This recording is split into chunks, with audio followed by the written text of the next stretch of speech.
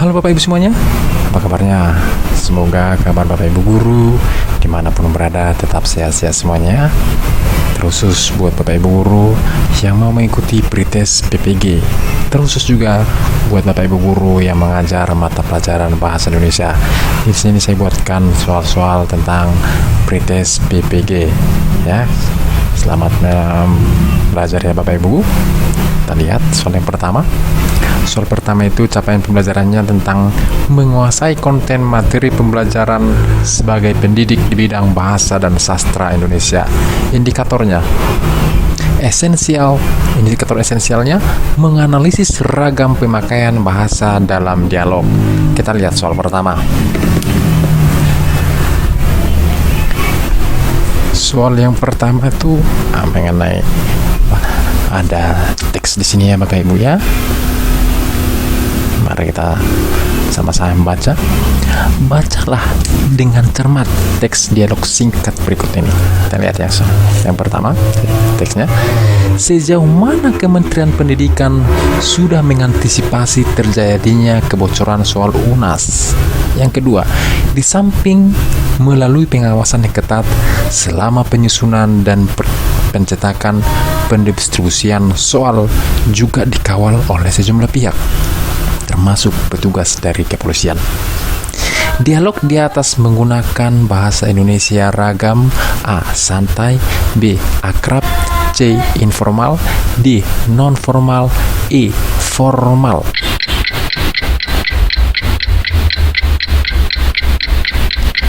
Jawabannya adalah formal ya.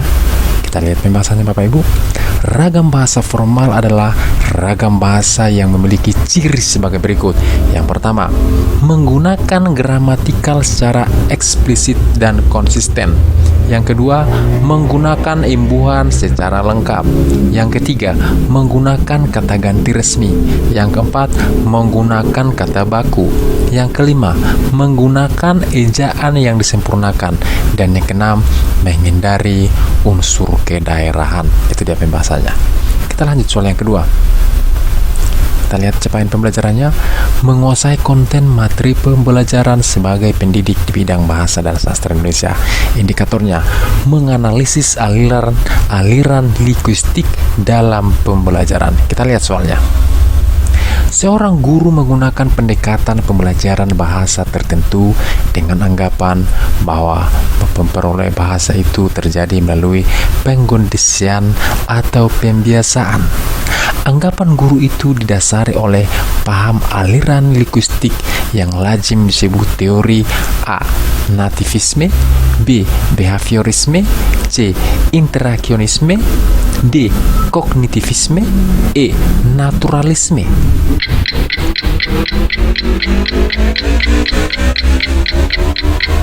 Jawabannya adalah B. Behaviorisme. Kita lihat pembahasannya Bapak Ibu. Aliran behaviorisme adalah aliran yang beranggapan bahwa belajar merupakan hasil faktor eksternal yang dikenakan kepada suatu organisme. Menurut Skinner, perilaku kebahasaan sama dengan perilaku yang lain, yaitu dikontrol oleh konsekuensinya. Dengan demikian, pemerolehan bahasa juga dikondisikan, dibiasakan, dan dikontrol. Kita lanjut soal yang ketiga. Capaian pembelajarannya menguasai konten materi pembelajaran sebagai pendidik di bidang bahasa dan sastra Indonesia. Indikatornya menganalisis ragam bahasa teks. Kita lihat soalnya Bapak Ibu. Nah, di sini ada teks ya Bapak Ibu yang perlu dibaca ya. Saya akan membacakan untuk kita semuanya. Rokok adalah silinder dari kertas berukuran panjang antara 70 hingga 120. Bervariasi tergantung negaranya ya Bapak Ibu ya. Dengan diameter sekitar 10 mm yang berisi daun-daun tembakau yang telah dicacah.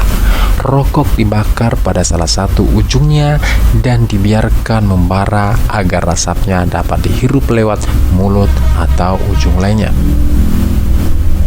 Ada dua jenis rokok, yaitu rokok yang berfilter dan tidak berfilter. Filter ada pada rokok terbuat dari bahan busa serabut sintesis yang berfungsi menyaring nikotin. Rokok biasa dijual dalam bungkusan terbentuk kotak atau kemasan kertas yang dapat dimasukkan dengan mudah ke dalam saku. Sejak beberapa tahun terakhir, bungkusan-bungkusan tersebut juga umumnya disertai pesan kesehatan yang memperingatkan perokok akan bahaya kesehatan yang dapat ditimbulkan dari rokok, misalnya kanker paru-paru atau serangan jantung. Bahasa yang digunakan pada teks tersebut termasuk ragam bahasa: A. Informal, B. Jurnalistik, C. Bisnis, D. Ilmiah, E. Hukum.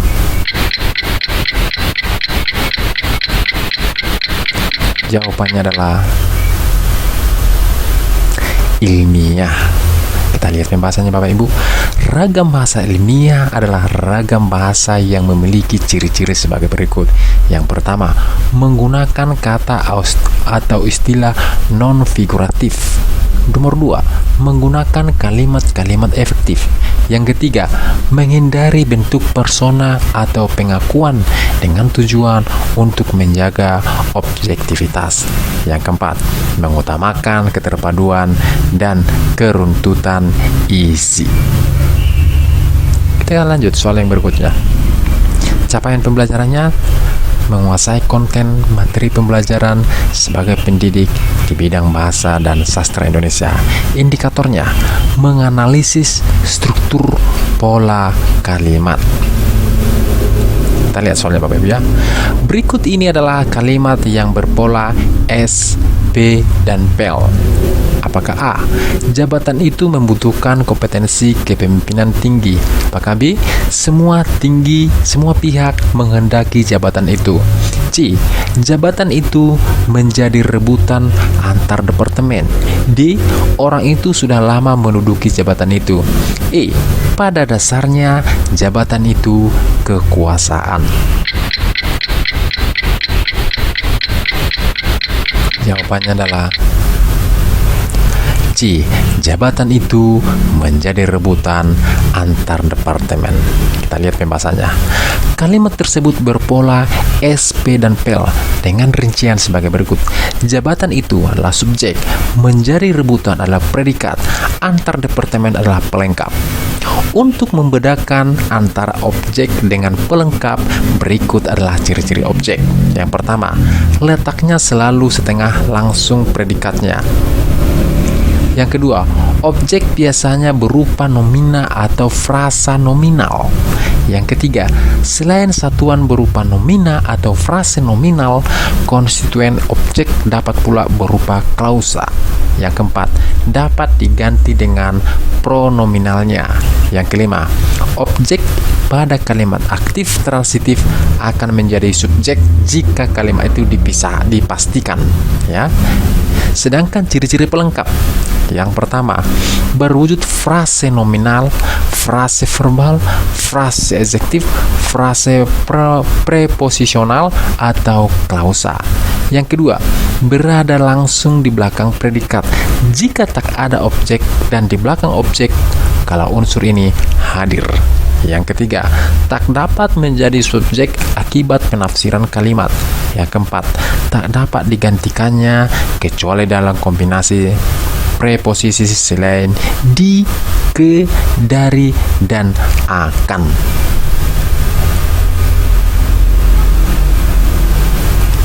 Kita lanjut soal berikutnya. Oke, Bapak Ibu, menguasai konten materi pembelajaran sebagai pendidik di bidang bahasa dan sastra Indonesia. Indikatornya menganalisis makna kata. Kita lihat soalnya Bapak Ibu.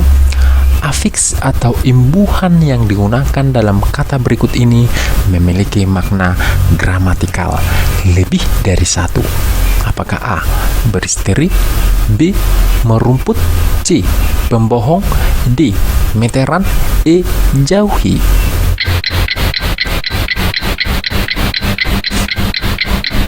Jawabannya adalah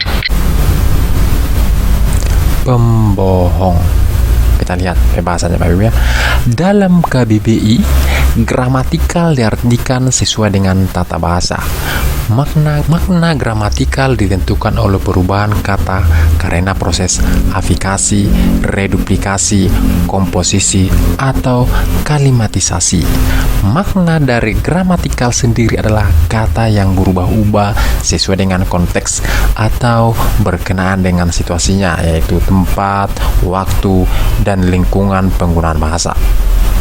Berdasarkan arti gramatikal di atas, makna kalimat gramatikal adalah kalimat yang makna katanya berubah-ubah karena mengalami proses penyembuhan, pengulangan, ataupun pemajmukan yang disesuaikan menurut tata bahasa serta terikat dengan konteks pemakaiannya. Dalam soal tersebut, pilihan yang termasuk memiliki makna gramatikal ganda adalah kata pembohong, karena kata tersebut dapat diterapkan dalam kalimat dengan proses gramatikal yang berbeda dan memiliki makna yang berbeda pula. Kita lihat soal yang berikutnya. Capaian pembelajarannya: menguasai konten materi pembelajaran sebagai pendidik di bidang bahasa dan sastra Indonesia. Indikatornya: menganalisis kesalahan tanda baca. Ini dia. Perhatikan ya Bapak Ibu, saya bacakan untuk kita semuanya. Cermati penggunaan tanda baca pada penulisan alamat berikut. Yang terhormat atau sering disingkat YTH titik Andri Wahyu Setiawan, koma SE, S pakai titik, E baru lagi pakai titik lagi. Kasubag Divisi Marketing PT Dipo Lokomotif, P baru titik, T baru titik ya. Jalan Sinduadi 45, Yogyakarta, baru titik. Kesalahan penggunaan tanda baca titik terdapat pada A yang terhormat dan SE, B yang terhormat dan PT, C SE dan Yogyakarta, D PT dan Yogyakarta, E SE dan PT.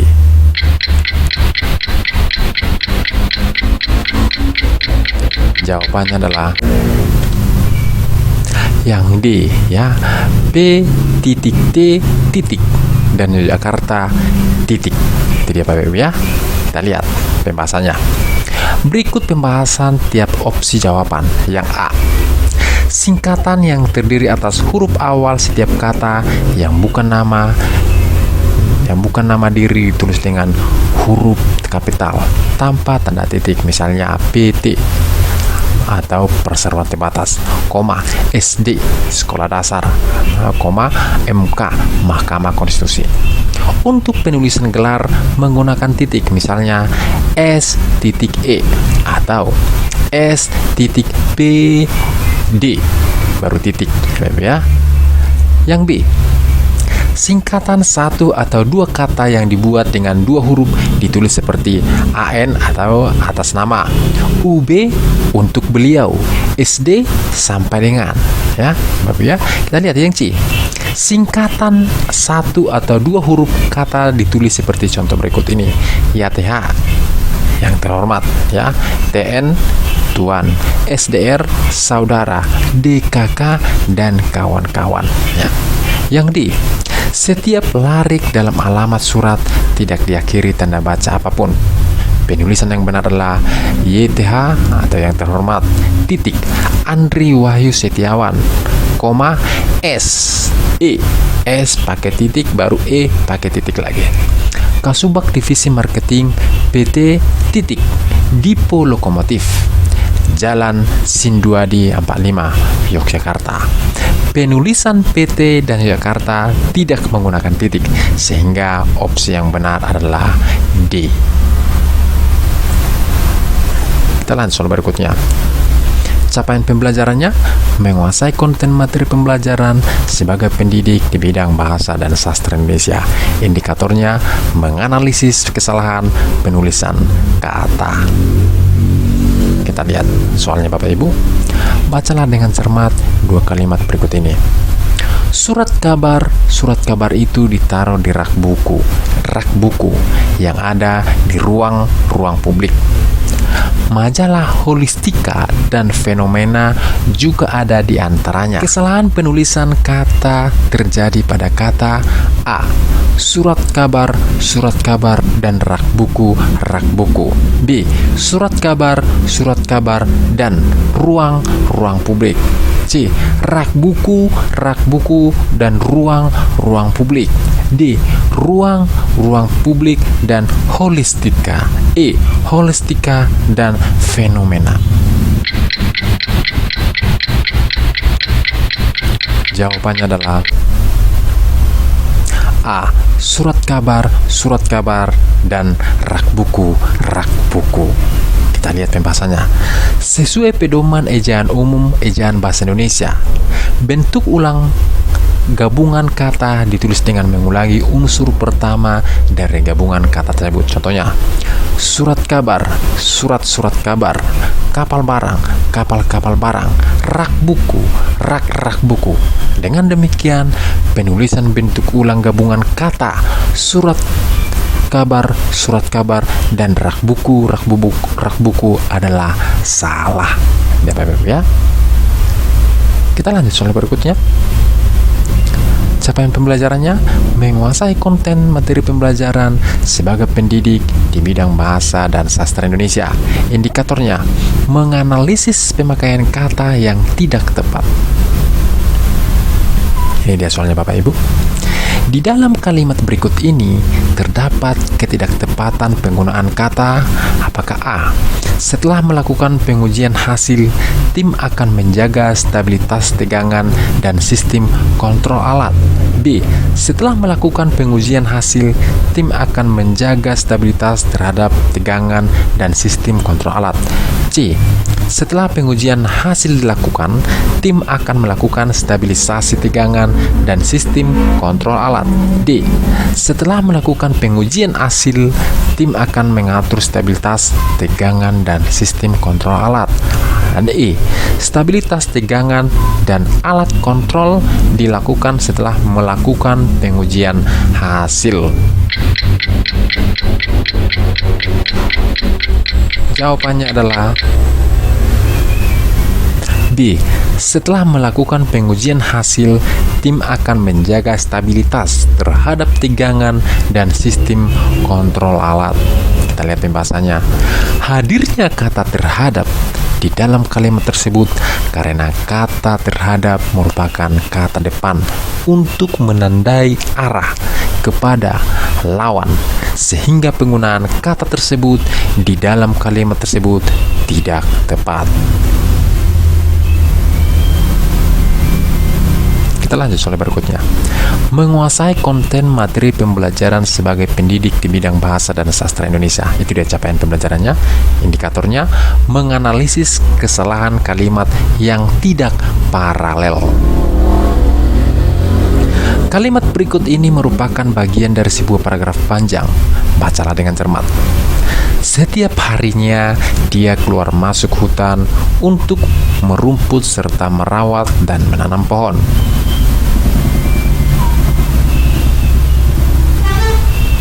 Itu adalah dari informasi tersebut adalah dari akurat.com tanggal 10 April 2017 jam 10.28 dengan perubahan. Apakah A. Kalimat di atas tidak efektif? Agar efektif, kalimat itu harus diubah seperti berikut. B. Setiap harinya dia keluar masuk hutan untuk merumput dan merawat dan menanam tanaman. Apakah C. Setiap harinya dia keluar masuk hutan untuk merumput karena pohon perlu dirawat. Apakah D. Setiap harinya dia keluar masuk hutan untuk menanam dan merawat pohon sambil merumput. Apakah E. Sambil merumput setiap hari dia keluar masuk hutan karena pohon perlu ditanam dan dirawat.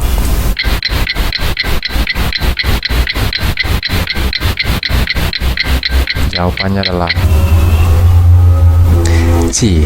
Setiap harinya dia keluar masuk hutan untuk merumput karena pohon perlu dirawat. Kita lihat pembahasannya. Kalimat tersebut tidak efektif karena kesalahan logika pada penekanan makna kalimat. Pertama, pekerjaan yang lebih utama seolah-olah adalah merumput. Yang kedua, kesalahan logika pada merawat dan menanam. Urutan yang lebih logis adalah menanam dan merawat. Dengan demikian, perbaikan kalimat sehingga menjadi lebih efektif adalah pada pilihan C. Ya, kita lanjut soal yang berikutnya. Capaian pembelajarannya: menguasai konten materi pembelajaran sebagai pendidik di bidang bahasa dan sastra Indonesia. Indikatornya: menganalisis kesalahan kalimat yang melewah atau berlebihan. Kita lihat contoh soalnya. Kalimat yang di dalamnya terkandung unsur yang berlebihan atau melewah adalah A. Kedua orang itu berpelukan. B. Kedua orang itu memeluk-meluk. C. Kedua orang itu saling berpelukan. D. Kedua orang itu peluk-memeluk. E. Kedua orang itu saling memeluk. Jawabannya adalah yang C. Kedua orang itu saling berpelukan. Kita lihat pembahasannya. Bentuk saling berpelukan termasuk melewah atau berlebihan karena kata berpelukan sudah bermakna saling. Dengan penambahan kata saling di depannya menyebabkan maknanya menjadi berlebihan, yaitu saling berpelukan. Demikianlah soal-soal pretest PPG khusus guru bahasa Indonesia. Semoga soal-soal tersebut bermanfaat buat Bapak Ibu guru. Semoga tahun ini menjadi tahun berkat buat kita semuanya Bapak Ibu ya. Salam sukses, salam sehat untuk kita semuanya. Sekian dan terima kasih.